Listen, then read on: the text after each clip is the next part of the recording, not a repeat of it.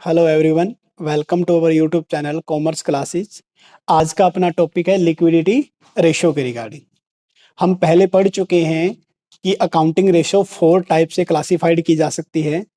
Number 1 आता है आपका लिक्विडिटी रेशो, फिर प्रॉफिटेबिलिटी रेशो, फिर आपकी लिवरेज रेशो और लास्ट में हम करेंगे टर्नओवर रेशो। तो वन बाय वन करते हैं। आज का जो अपना सेशन रहेगा वो लिक्विडिटी रेशो के रिगार्डिंग रहेगा। लिक्विडिटी रेशियो होती क्या है? It refer to the ability of the firm to meet the current liability, यानी कि एक फर्म अपनी करंट लाइबिलिटी को जब वो ड्यू होगी तब उनकी पेमेंट इजीली कर पाए, तो उसको हम बोलते हैं कि फर्म के अंदर लिक्विडिटी अच्छी है। ठीक है ना। करंट लाइबिलिटी की पेमेंट टाइम पे अगर एक फर्म पे कर पाती है तो उसको हम बोलते हैं liquidity. It also called short term solvency ratio भी इसको बोलते हैं। क्या बोलते हैं? Short term solvency ratio. Short term creditors are interested, यानी कि शॉर्ट टर्म के लिए जो क्रेडिटर से हम पैसा लेते हैं, क्रेडिटर कौन होते हैं? जिसको हम बोलते हैं लेनदार, जो बिजनेस को पैसा देते हैं। तो शॉर्ट टर्म क्रेडिटर भी अपना पैसा बिजनेस को देने से पहले ये देखते हैं कि क्या वो इजिली, यानी कि वो फर्म उनकी प्रिंसिपल और इंटरेस्ट की पेमेंट कर पाएगी या नहीं कर पाएगी। तो short term creditors are interested in this ratio, तो वो भी शॉर्ट टर्म के लिए पैसा देने से पहले इस लिक्विडिटी रेशियो को देखते हैं। इसके अलावा लिक्विडिटी रेशियो का यूज किया जाता है to assess the short term financial position of the business, कि शॉर्ट टर्म फाइनेंशियल पोजीशन किसी बिजनेस की क्या है, यानी कि करंट एसेट ज्यादा होनी चाहिए करंट लाइबिलिटी से, तो वो शो करती है उसकी कैपेबिलिटी को। लिक्विडिटी रेशियो को हम 2 पार्ट्स में पढ़ेंगे। पहला क्या? एक आता है आपका करंट रेशियो और एक आता है क्विक रेशियो, जिसको हम लिक्विड रेशियो या एसिड टेस्ट रेशियो भी बोल देते हैं। करंट रेशियो आइडियल होती है 2:1 और क्विक रेशियो को आइडियल माना जाता है 1:1। ये आइडियली है, बिजनेस टू बिजनेस वेरी कर जाती है, लेकिन 2:1 का मतलब क्या होता है? जैसे कि फॉर्मूला है current asset divide by current liability, current ratio का फॉर्मूला है। तो करंट एसेट यानी कि ये होना चाहिए 2 और ये होना चाहिए 1। क्या होना चाहिए? 2 और 1। इसका मतलब है कि जितनी आपने पेमेंट करनी है उससे डबल आपके पास एसेट होनी चाहिए। ठीक है ना। पर्टिकुलर कोई फिक्स नहीं है अमाउंट कितना होना चाहिए, लेकिन रेशियो में डबल होना चाहिए। और ये भी क्यों मान के चलते हैं हम कि अगर सपोज करो कि आपको पता है कि करंट एसेट के अंदर क्या क्या इंक्लूड करते हैं? Cash at bank balance, inventory, debtor, bill receivable, prepaid expenses, marketable security. ठीक है ना। जिसको इन्वेंट्री जिसको इजीली कैश में कन्वर्ट किया जा सके, ये अपनी करंट एसेट के अंदर आती है। करंट लाइबिलिटी में हम इंक्लूड करते हैं creditors, bills payables, bank overdraft, outstanding expenses, provision for taxation और प्रपोज डिविडेंड, कि जो डिविडेंड देना है इन फ्यूचर शेयर होल्डर को, वो भी इसके अंदर आ जाएगा। ठीक है। तो करंट एसेट और करंट लाइबिलिटी में क्या क्या इंक्लूड करना है आपको, एक तो ये याद रखना है। इसके अलावा इसने बोला कि जितनी इनकी पेमेंट करनी है, मान लें कि ये सारी की सारी मिला के 10,000 होती है, तो एसेट कम से कम उसका डबल यानी कि 20,000 होना चाहिए। इसके पीछे जो आइडियल रेशियो 2:1 है, इसके पीछे अजम्पशन ये लेके चले हैं कि अगर हम करंट एसेट को सेल करें करंट लायबिलिटी की पेमेंट करने के लिए, तो कम से कम हम हाफ एसेट को तो इजीली कन्वर्ट कर सकते हैं कैश के अंदर। तो ये क्या है? इन्वेंट्री। जैसे इसमें देखिए अलग से लिखा गया, मेंशन किया गया है कि इन्वेंट्री मींस आपके पास जो स्टॉक है, स्टॉक इजीली कन्वर्ट नहीं होता, यानी कि उसमें थोड़ा बहुत टाइम लग जाता है, इसलिए स्टॉक को हमने यहां पर अलग से पोर्शन करके दिखाया है ये करंट एसेट का ही पार्ट। तो इसलिए स्टॉक होता है डेटर, जिससे पैसे उधार आपको लेने हैं, यानी कि डेटर कौन होते हैं? देनदार, जो बिजनेस को पैसा देते हैं। ये बिजनेस जिससे पैसा मांगता, आप ये बोल सकते हो, यानी कि बिजनेस ने किसी को क्रेडिट सेल किया तो वो अपना हो गया डेटर। तो डेटर भी टाइम पे पैसा दे या ना दे इसकी भी गारंटी नहीं है। ऐसे ही स्टॉक को कैश में कन्वर्ट किया भी जा सकता है और नहीं किया, इसकी भी गारंटी नहीं है। तो हम ये मान के चलते हैं करंट रेशियो में कि कम से कम जितनी अपने पास करंट एसेट है उसका हाफ तो हम कैश में इजीली कन्वर्ट कर पाएंगे। तो इसलिए आइडियल रेशियो लेके चले हैं कितना? 2:1। ये आपको याद रखना है। ठीक है। करंट एसेट के अंदर क्या आता है, करंट लायबिलिटी के अंदर क्या आता है, ये आपको ध्यान रखना है। इसके अलावा करंट रेशियो जो होती है ये 2:1 से ज्यादा भी नहीं होनी चाहिए और कम भी नहीं होनी चाहिए। यानी कि करंट रेशियो जो हमने लिया है आइडियली 2:1, ये 3:1 भी नहीं होनी चाहिए या 1:1 भी नहीं होनी चाहिए। क्यों? क्योंकि देखो अगर 3:1 यानी 2:1 से ज्यादा है, इट मींस आपने अपना जो मोस्टली इन्वेस्टमेंट है वो करंट एसेट में लगा के रखी है, जिसके कारण क्या होगा, आपको वो पैसा जो बल्क में पड़ा हुआ है बिजनेस के अंदर अननेसेसरी है, उसके कारण क्या है, आपकी जो प्रोडक्टिविटी है वो अच्छे से नहीं हो पाएगी। यानी कि आप उस एक्स्ट्रा पैसे को कहीं इन्वेस्ट करके अर्न कर सकते थे, तो यानी कि आपकी अर्निंग कैपेसिटी या प्रॉफिटेबिलिटी क्या हो जाएगी, कम हो जाएगी। इसके अलावा अगर आप कम रखते हो, यानी कि 2:1 से कम रखते हो करंट रेशियो को, इससे क्या होगा कि जब भी लायबिलिटी की पेमेंट करनी होगी तो आपके पास इनफ पैसा ना हो, तो उसके कारण बिजनेस को नुकसान हो सकता है। यानी कि ना ही तो करंट रेशियो 2:1 से ज्यादा होनी चाहिए, ना ही 2:1 से कम होनी चाहिए। यानी कि आइडियल लिया गया है। ऐसा भी नहीं होना चाहिए कि करंट रेशियो 10:1 हो जाए, या ऐसा भी नहीं होना चाहिए कि ये 0:1 हो जाए, ऐसा भी नहीं होना चाहिए। ठीक है ना? तो करंट रेशियो को आइडियली क्या माना गया है, 2:1 के रिगार्डिंग। कर लोगे ये तो ये रीजनेबल होनी चाहिए रेशियो, ना ही ज्यादा और ना ही कम होना चाहिए। ठीक है ना? फिर आता है इसके अंदर क्विक रेशियो। इसके बाद हम क्या पढ़ते हैं, क्विक रेशियो। अब ये इसी का थोड़ा सा हम बोल सकते हैं इंप्रूवमेंट है करंट एसेट के अंदर ही। तो किसी ने कहा कि सर 2:1 की जरूरत क्या है, अगर 1:1 ही रख ले तो भी काम चल सकता है। लेकिन क्या ऐसी आइटमें हटा देनी चाहिए करंट एसेट से जो जल्दी जिसको कैश में कन्वर्ट ना किया जा सके। लाइक इन्वेंट्री है तो माल बिके या ना बिके उसकी गारंटी नहीं है, तो इन्वेंट्री या स्टॉक को हम क्या कर देंगे, करंट एसेट में से अगर हम इसको लेस कर दें तो जो बाकी एसेट बचेगी उसके लिए वर्ड यूज करेंगे लिक्विड एसेट। क्या यूज करेंगे, लिक्विड एसेट। तो आप इस फॉर्मूले को ऐसे भी लिख सकते हो, इसकी बजाय आप लिख सकते हो liquid assets divide by current liability. आप ऐसे भी लिख सकते हो। तो आपने नोटिस किया हो तो एक जगह मैंने इन्वेंट्री लिखा है और एक जगह स्टॉक लिखा है, इसमें क्या डिफरेंस है? नॉर्मली यहां तो हम दोनों को इकट्ठा यूज कर सकते हैं, कोई डाउट कोई चक्कर नहीं है। लेकिन जो इन्वेंट्री होता है, जैसे आपने सुना हो रॉ मटेरियल, फिर होता है वर्क इन प्रोग्रेस, फिर होता है फिनिश गुड। ठीक है ना? ये तीनों आपने सुना होगा, raw material, work in progress और फिनिश गुड्स। अगर इन तीनों को कंबाइन यूज करें तो हम वर्ड यूज करेंगे इन्वेंट्री। क्या वर्ड यूज करेंगे, इन्वेंट्रीज। और अगर इन तीनों को हम इंडिविजुअली यूज करें तो वर्ड यूज करेंगे स्टॉक। तो ये भी स्टॉक है, ये भी स्टॉक है और ये भी स्टॉक है, और कंबाइन बोलेंगे तो क्या बोलेंगे, इन्वेंट्री। तो यहां पर आप स्टॉक भी लिख सकते हो या चाहो तो क्या लिख सकते हो, इन्वेंट्री, इन्वेंट्रीज। ठीक है ना? तो ये थोड़ा सा माइनर सा डिफरेंस था, तो ये आपको पता होना चाहिए। यानी कि करंट एसेट में से अगर आप स्टॉक या इन्वेंट्री को लेस कर देते हो तो वो लिक्विड एसेट बचती है जिसको आसानी से कन्वर्ट किया जा सकता है। तो आता क्विक रेशियो। तो क्विक रेशियो जो आइडियली है वो है 1:1। इसमें क्या है कि अगर आपको इमीडिएटली पेमेंट करनी पड़ जाए, नॉर्मली हमें पता है कि करंट एसेट या करंट लायबिलिटी का मतलब होता है विद इन 1 ईयर जिसको कैश में कन्वर्ट किया जा सकता है करंट एसेट में। ठीक है, और करंट लायबिलिटी जिसको विद इन 1 ईयर पेमेंट करनी है। लेकिन अगर इमीडिएटली यानी कि 1 महीना, 2 महीने, 3 महीने के अंदर अंदर आपको अगर पेमेंट करनी पड़ जाए लायबिलिटी की, तब हम चलते हैं क्विक रेशियो पर या एसिड टेस्ट रेशियो पर। इसके अंदर यह माना जाता है कि अगर इमीडिएटली करंट लायबिलिटी की पेमेंट करनी पड़ जाए तो हमारे पास कितनी एसेट होनी चाहिए, तो होनी चाहिए 1:1, कि जितनी एसेट है उतनी ही लायबिलिटी के अकॉर्डिंग। यानी कि अगर आपको 1 रुपया पे करना है तो कम से कम आपके पास 1 रुपए की एसेट होनी चाहिए। तो इसके अंदर यह माना जाता है। ठीक है ना?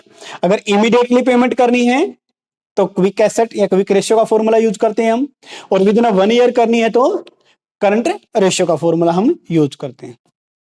अब हम करते हैं इसके कुछ प्रैक्टिकल पोर्शन। ठीक है ना। प्रैक्टिकल पोर्शन करेंगे तो आपको ये दोनों भी याद हो जाएंगे और साथ के साथ थोड़ी बहुत प्रैक्टिस भी हो जाएगी उसके साथ। तो यहां पर आज हम करने वाले हैं करीब करीब 4 क्वेश्चन करेंगे। तो फर्स्ट वन क्वेश्चन ये रहा आपके पास, calculate the current ratio and liquid ratio. Current ratio और लिक्विड रेशियो को कैलकुलेट करना है। तो आपके पास जो डेटा दिया गया है, इन्वेंट्री है 50,000, ट्रेड रिसीवेबल है 50,000, एडवांस टैक्स है 4,000, कैश एंड कैश इक्विवेलेंट दे रखा 30,000, ट्रेड पेबल 10,000 और बैंक ओवरड्राफ्ट या फिर शॉर्ट टर्म बोरोविंग दे रखी है 4,000। आपको कैलकुलेट क्या करना है, हमें कैलकुलेट करना है करंट रेशियो और लिक्विड रेशियो के बारे में। तो देखिए करते हैं स्टार्ट। करंट रेशियो का फॉर्मूला क्या है बताइए शाबाश। करंट रेशियो का फॉर्मूला है current asset divide by current liability, ठीक है ना। तो करंट एसेट आपको पता है क्या क्या होता है। देखिए इन्वेंट्री करंट एसेट में आता है, तो आप इसको ऐसे भी या तो अलग से लिख लो या फिर इसमें ऐसे कर सकते हैं आप इकट्ठा। इन्वेंट्री आ जाएगा कितना 50,000 इन्वेंट्री आ जाएगा। ट्रेड रिसीवेबल 50,000 ट्रेड रिसीवेबल आ जाएगा। एडवांस टैक्स कि आप जो पे कर चुके हो तो आगे पे नहीं करना भी, तो ये भी आपका एसेट आ जाएगा 4,000। कैश आ जाएगा 30,000, ठीक है ना। ये सारे की सारे आपकी क्या होगी करंट एसेट। क्या होगी ये करंट एसेट। कौन कौन सी, inventory, trade receivable, advance tax और cash and cash equivalent. Divide करेंगे करंट लायबिलिटी, करंट लायबिलिटी में ट्रेड पेबल आ जाएंगे 1 लाख रुपीज के और बैंक ओवरड्राफ्ट आ जाएगा 4,000 का, ठीक है ना। अब इसको हम क्या करेंगे कैलकुलेट करते हैं 50-50 1 लाख 1,30,000 1,34,000 डिवाइड करेंगे 1,04,000 से, डिवाइड करेंगे 1,04,000 से। अगर हम इसको सोल्व आउट करते हैं तो ये अपने पास आता है कितना 1.29, यानी कि ये आ जाएगा 1.29, ठीक है ना। तो 1.29 डिवाइड बाय 1 यानी कि आपकी करंट रेशो कितनी आ जाएगी 1.29 डिवाइड बाय 1, ये आपके आ जाएगी करंट रेशियो।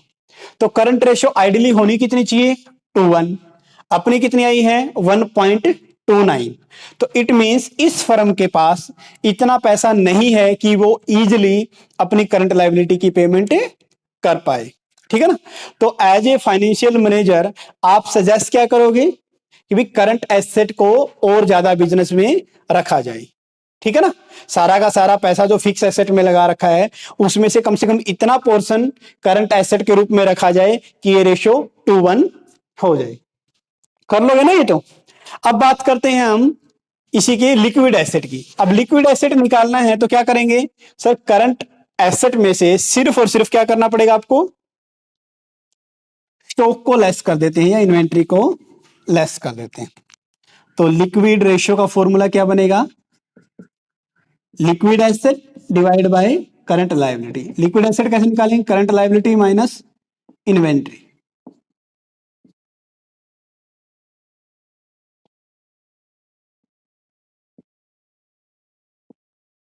इन्वेंट्रीज, ठीक है, नीचे करंट लायबिलिटी। अब करंट लायबिलिटी कैलकुलेट कर चुके हैं, ये दोबारा लिख लो 1 लाख प्लस में 4,000। ऊपर का क्या आ जाएगा, इन्वेंट्री नहीं आएगा सर। और करंट एसेट कितनी थी, आप या तो इसमें टोटल कर लो या फिर यहीं से छोड़ दो। तो ये हमारी आई थी 1,34,000 माइनस इन्वेंट्री कितनी है 50,000, ये आप लेस कर देना, ठीक है। तो ये नियर अबाउट कितना बन जाएगा आपका, कैलकुलेट करते हैं 50,000 लेस करेंगे तो 1,34,000, 50,000 लेस करोगे 84,000 डिवाइड बाय 1,04,000, ठीक है ना। अगर इसको आप सोल्व करोगे तो आएगा 0.81 रेशियो, कितनी आ जाएगी, अगर इसको आप करोगे तो 0.81 और नीचे 1 आ जाएगा। तो ये क्विक रेशियो, क्विक रेशियो कितनी आई है 0.81, यानी कि 1 से कम है आपकी क्विक रेशियो भी। अब 1 से कम है क्विक रेशियो तो ये भी क्या है उस फर्म की इनएबिलिटी को शो करता है कि फर्म के पास इतना पैसा नहीं है कि वो करंट लायबिलिटी की इमीडिएटली पेमेंट कर सके। ठीक है ना, यानी कि लिक्विड में क्या होता है कि इमीडिएट पेमेंट करना पड़ जाए और बिना किसी नुकसान के, बिना किसी मिस्टेक के, तो ये आता है आपका इसके रिगार्डिंग। तो यानी कि इस क्वेश्चन से हमें पता चलता है कि एक फाइनेंशियल मैनेजर को अपनी करंट एसेट और करंट रेशियो और लिक्विड रेशियो दोनों को इंप्रूव करने की जरूरत है। ठीक है ना, अब हम करते हैं नेक्स्ट क्वेश्चन नंबर सेकंड। देखिए,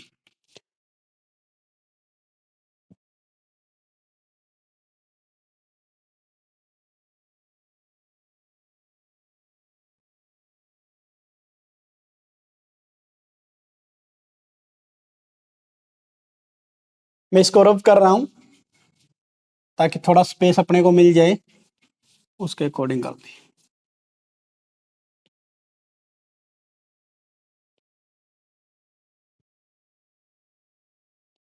देखिए, नेक्स्ट क्वेश्चन है, अगर करंट रेशियो 3:1 है और वर्किंग कैपिटल 15 लाख है तो question number second, current ratio कितनी है?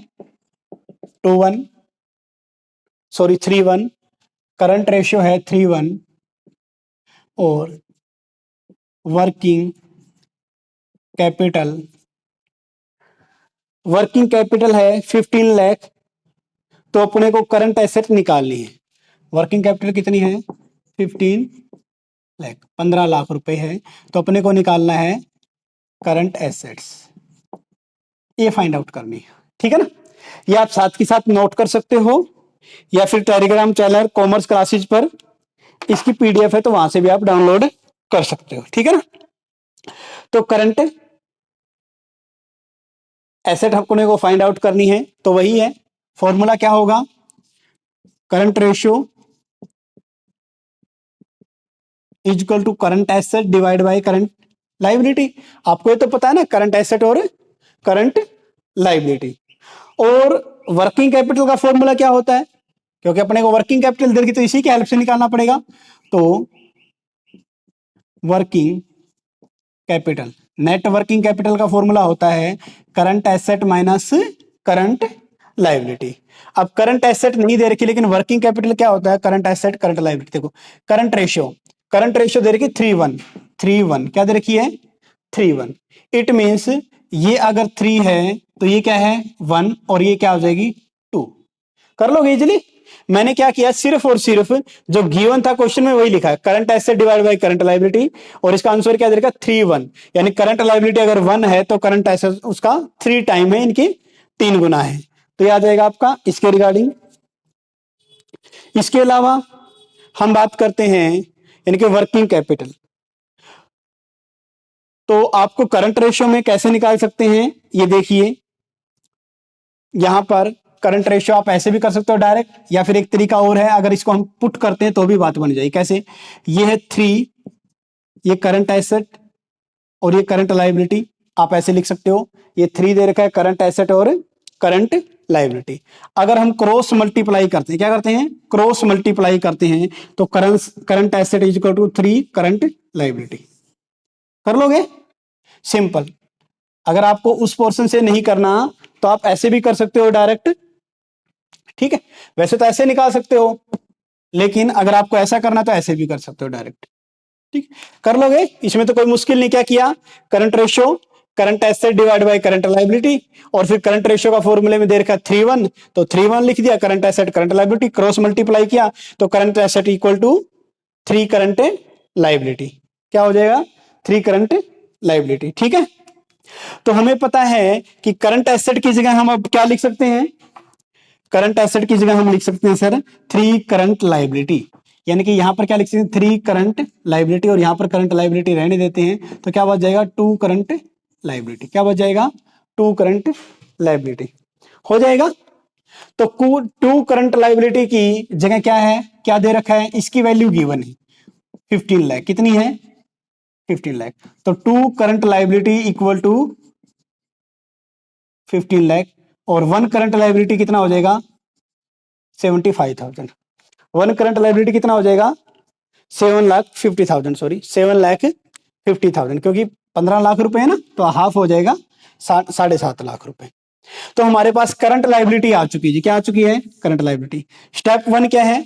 ये है स्टेप 1 कि हमने करंट रेशियो के फॉर्मूले से करंट एसेट फाइंड आउट कर लिया। ये है स्टेप 2 कि वर्किंग कैपिटल की वर्किंग कैपिटल क्यों लिखा? क्योंकि क्वेश्चन में गिवन है। तो वर्किंग कैपिटल की हेल्प से हम निकाल लेंगे। सर करंट एसेट है, करंट एसेट की जगह हम क्या लिख सकते हैं? 3 करंट लाइबिलिटी, हमने वही लिख दिया। करंट लाइबिलिटी है तो करंट लाइबिलिटी ऐसा कैसा रहने दिया, तो 2 करंट लाइबिलिटी आ गया, और 2 करंट लाइबिलिटी आ गया, जबकि हमें वैल्यू दे रखी है वर्किंग कैपिटल की। कितनी दे रखी है? 15 लाख। यानी कि 2 current liability equal to 15 lakh, 1 current liability equal to 7,50,000 हो जाएगा आपके पास। ठीक है। अब निकालते हैं करंट एसेट। क्या निकालते हैं? Current asset. आप तो इजीली निकाल ही सकते हैं। कैसे निकाल सकते हैं? देखिए, करंट एसेट ये दे रखी है, 3 इंटू करंट लाइबिलिटी की वैल्यू कितनी होगी? 7,50,000। तो कितना हो जाएगा ये? ठीक है, ये अपने पास हो जाएगा 22,50,000 रुपए। और ये आ गया आपका आंसर। ये क्या आ गया आपका आंसर? हाँ जी, हो जाएगा याद? ये आ जाएगा आपका आंसर। यानी कि ये हो गया आपका स्टेप नंबर 3। स्टेप नंबर 3 आप कर सकते हैं यहां से। यानी कि स्टेप नंबर 2 तक था, फिर इसको दोबारा लिखेंगे 3 में, current asset is equal to 3 current liability, और फिर यहां से सोल्व कर लें। तो स्टेप नंबर 1 में क्या है कि करंट रेशियो लिखो, उससे हम करंट एसेट निकालेंगे 3 करंट लाइबिलिटी से, और फिर इसके अंदर रख देंगे तो यहाँ पर करंट लाइबिलिटी आ जाएगी। फिर इस फॉर्मूले में एज इट इज पुट करना। तो ये था आपका क्वेश्चन नंबर 2। होप सो आपको समझ में आया होगा। और फिर चलते हैं हम अपने नेक्स्ट क्वेश्चन नंबर 3 की तरफ।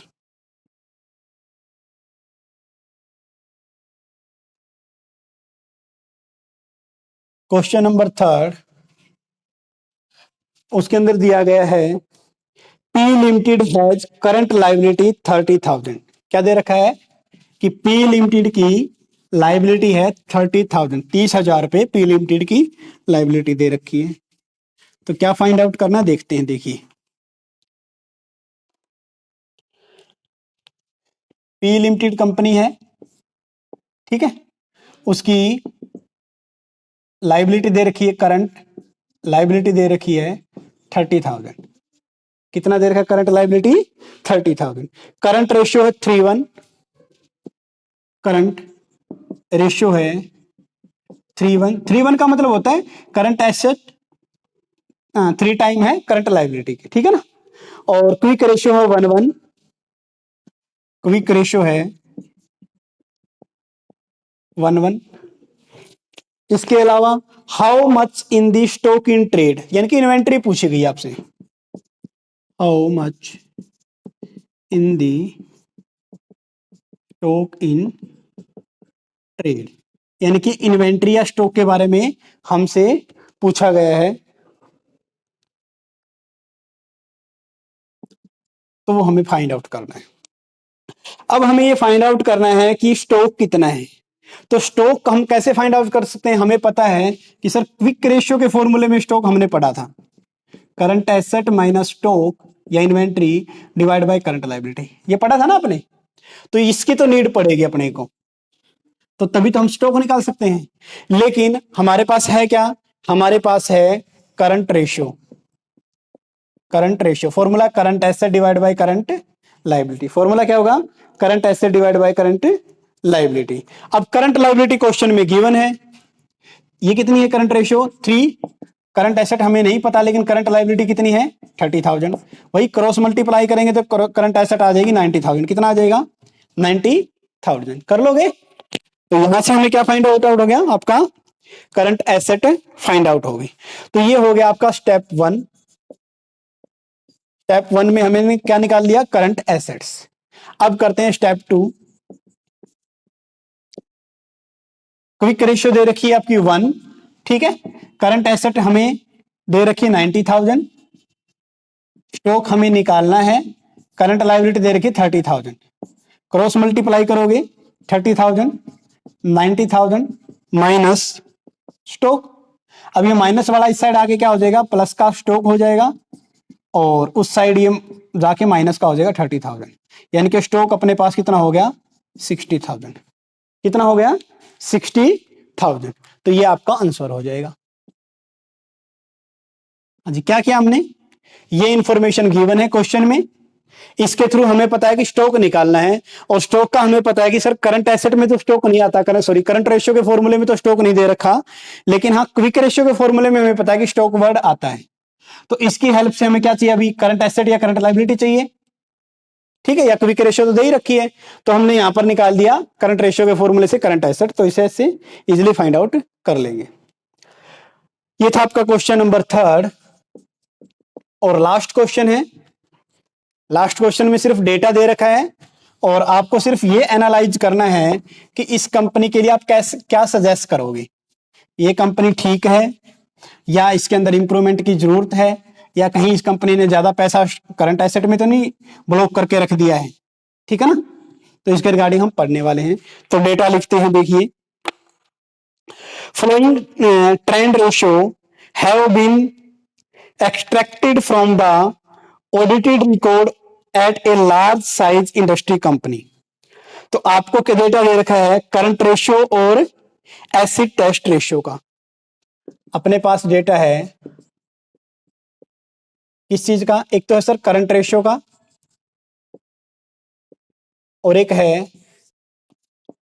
एसिड टेस्ट रेशियो या क्विक रेशियो, सॉरी हाँ, या फिर लिक्विड रेशियो, ठीक है ना। ये डेटा दे रखा, क्या दे रखा है, 2017 से लेके 2021 तक, 2017, 18, 2019, 2020, 2021, ये अपने पास डेटा गिवन है। तो ये आपको याद रखना है। क्या कुछ दे रखा है, 17 में दे रखा है 180 और ये 170, 1.8 या 80 बोल दो, और 1.70 या 1 बोल दो। और 18 में दे रखा है 190, 120, ये दे रखा है 190, 120। फिर नेक्स्ट वन दे रखा है 210 और 0.90, 210 और 0.90, यानी कि 1 से भी कम, ठीक है। 20 में दे रखा है 220 और ये है 0.70, 220.70। और लास्ट वन है 2021 का 290 और 0.60, 290 और 0.60। ये आपके पास डेटा है और इस डेटा के थ्रू आपको इंटरप्रेट करना है कि ट्रेंड क्या है, यानी कि इसके थ्रू आपको जज करना है कि किसी फर्म की शॉर्ट टर्म लिक्विडिटी और सोल्वेंसी की सिचुएशन कैसी है, यानी कि कंपनी के अंदर लिक्विडिटी की क्या पोजीशन है, इसके थ्रू आपको बताना है। तो सबसे पहले क्या दे रखा है, करंट एसेट और करंट रेशियो और क्विक रेशियो के बारे में। देखिए, आपने ऑब्जर्व किया होगा कि करंट जो रेशियो है लगातार बढ़ रही है, ठीक है ना, 1.80, 190, 210, 220, 229। तो इसके थ्रू आप क्या बोलोगे, सर इसकी जो करंट रेशियो है वो बेटर है, ठीक है ना, यानी कि रिस्क नहीं। आप ये बोल सकते हो भी 2 से थोड़ा सा ज्यादा है या 3 हो गया, लेकिन आपने साथ ही साथ क्या ऑब्जर्व किया कि सर इसकी क्विक रेशियो लगातार डाउनफॉल है, यानी कि गिर रही है, तो यानी कि क्विक रेशियो जो है वो लगातार गिर रही है, ठीक है। यानी कि अगर इमीडिएट पेमेंट करनी पड़ जाए तो इस फर्म के पास पैसा नहीं है, क्योंकि हमने पहले पढ़ा है कि क्विक रेशियो, लिक्विड रेशियो या एसिड टेस्ट रेशियो वो होती है कि अगर एक फर्म को इमीडिएट अपनी करंट लायबिलिटी की पेमेंट करनी पड़ जाए बिना किसी बिजनेस को नुकसान पहुंचाए, बिना उस बिजनेस को नुकसान पहुंचाए, तो ये क्या है, कम है। होनी क्या चाहिए क्विक रेशियो 1:1, ये है कितनी 0.61 एट प्रेजेंट, तो ये है ना। तो हम बोलेंगे कि इस फर्म की क्विक रेशियो बिल्कुल कम है, ये बिजनेस की सोलवेंसी बिल्कुल, आप बोल सकते हो कि सोलवेंट मतलब इनसोल्वेंट हो सकती है, ठीक है ना। शॉर्ट टर्म लायबिलिटी की ये पेमेंट नहीं करने के पाने की कंडीशन में है। आप बोलोगे सर कि ये होना चाहिए 2:1, जबकि पैसा है इसके पास ज्यादा ही है, यानी कि ये ज्यादा है ये कम है। तो आप बोलो क्या कि सर इन दोनों का डिफरेंस क्या होता है, करंट एसेट और क्विक करंट रेशियो और क्विक रेशियो का डिफरेंस होता है क्या, स्टॉक। इसका ज्यादातर पैसा, इन दोनों रेशियो को ऑब्जर्व करने के बाद आप इंटरप्रेट कर पाओगे कि सर ये क्विक रेशियो जो है वो इमीडिएट पेमेंट नहीं कर सकती, लेकिन करंट एसेट का पैसा बहुत ज्यादा है, यानी कि विद इन 1 ईयर तो पेमेंट कर देगी, लेकिन अगर इमीडिएट पेमेंट करना पड़े तो बहुत मुश्किल होता है। तो इससे ये ऑब्जर्व किया गया है कि जो ज्यादातर पैसा है करंट एसेट में वो स्टॉक में ब्लॉक है, यानी कि इमीडिएटली एक फाइनेंशियल मैनेजर को कंपनी के स्टॉक को सेल आउट करना चाहिए, ठीक है, और अपनी करंट एसेट में ऐसी चीजें रखनी चाहिए जिसको इजीली कैश में कन्वर्ट किया जा सके ताकि क्विक रेशियो को इंप्रूव किया जा सके, ठीक है। तो ये था अपना आज का लिक्विडिटी रेशियो का पोर्शन। ऐसे ही हम हर रोज प्रॉफिटेबिलिटी रेशियो, लिवरेज रेशियो या फिर टर्नओवर रेशियो के बारे में पढ़ेंगे। ये सेशन आपको कैसा लगा प्लीज कमेंट बॉक्स में हमें जरूर बताएं। Thank you.